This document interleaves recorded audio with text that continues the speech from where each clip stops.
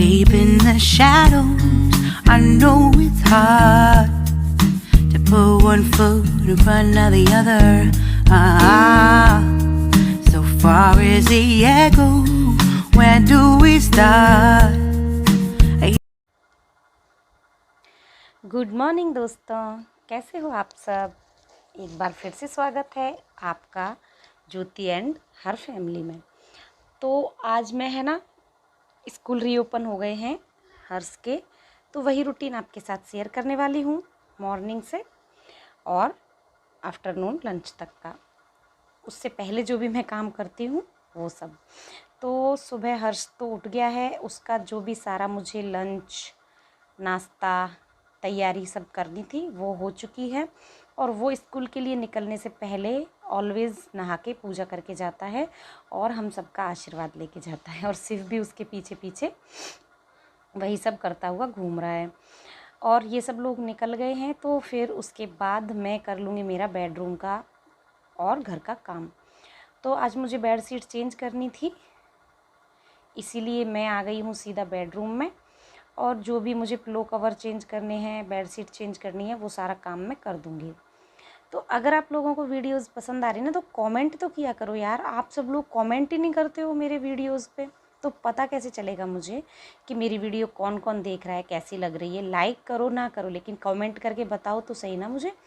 अगर पसंद आए तो लाइक कर दो, कमेंट करो, शेयर करो अपने फ्रेंड्स और रिलेटिव्स में। ज़रा भी हेल्पफुल है आपके लिए, ज़रा भी इसमें आपको कुछ भी सीखने को मिल रहा है तो।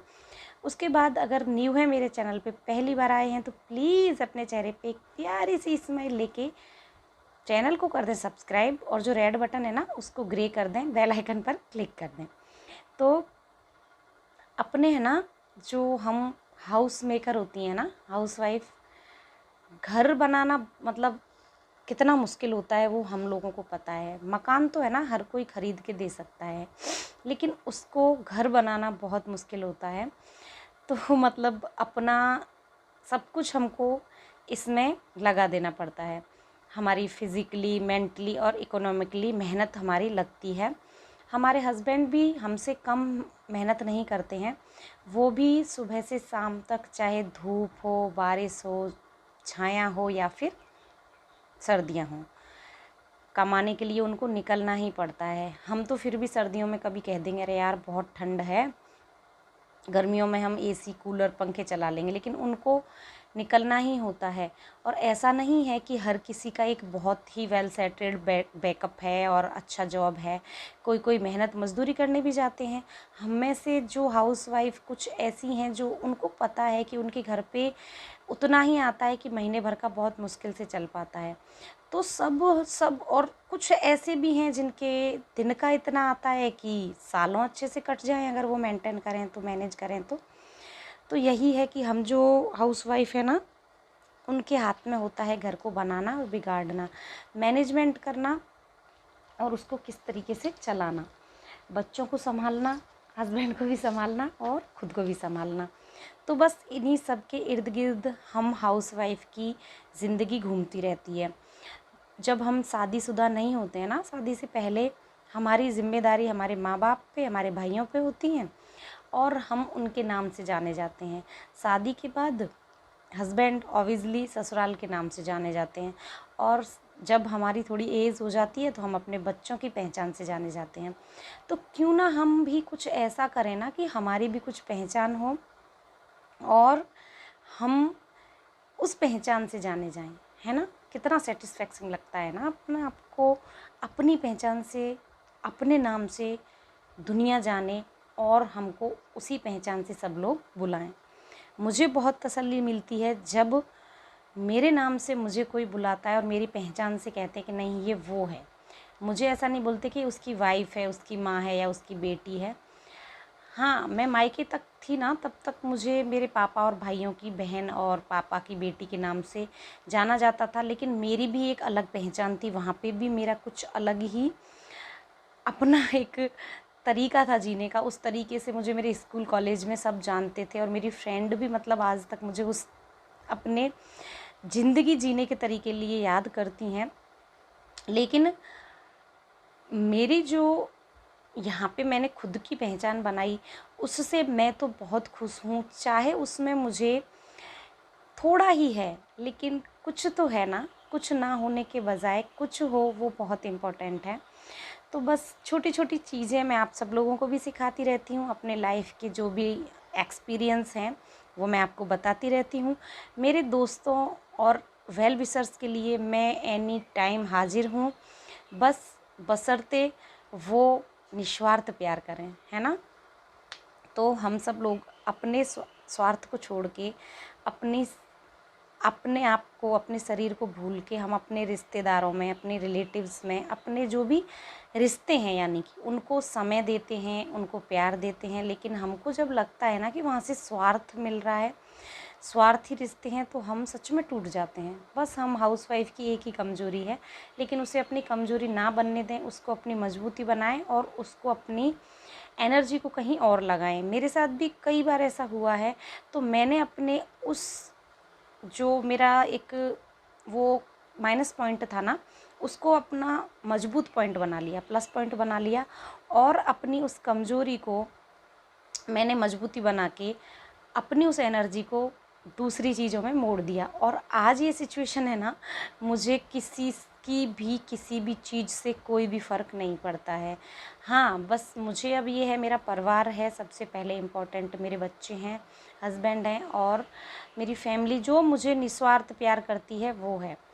और जो स्वार्थ के लिए मुझे मतलब रखते हैं ना मेरे से रिश्ते, उनसे मैं भी सिर्फ उतने ही फिर अब उन्हीं की तरीके से उनको ट्रीट करने लगी हूँ। पहले मुझे ऐसा था कि मैं नहीं कर पाती थी, लेकिन अब जो जैसा है मैं वैसी हूँ, कहने का मतलब ये है। तो बस यहाँ पे मैं यही कहना चाहूँगी आप सब लोगों से कि अपनी लाइफ में चाहे कोई भी लाइफ की सिचुएशन है, उसको फेस करके आगे बढ़िए और अपने आप को निखारने में टाइम लगाइए।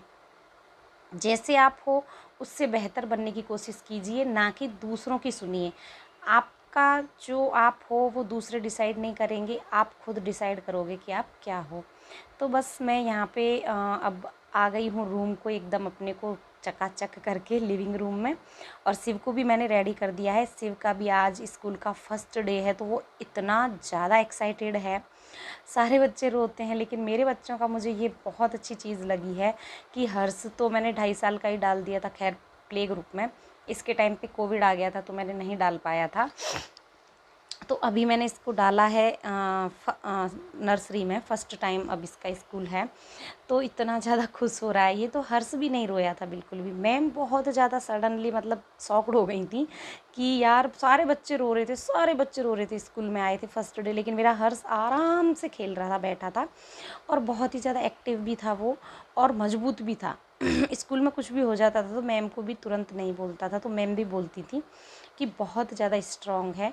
और वही मेरे शिव का हाल है कि आज ये स्कूल गया भी और आ भी गया और रोया नहीं, और वहाँ पे जाके खेल रहा था और मुझे बोल रहा था मम्मा बाय।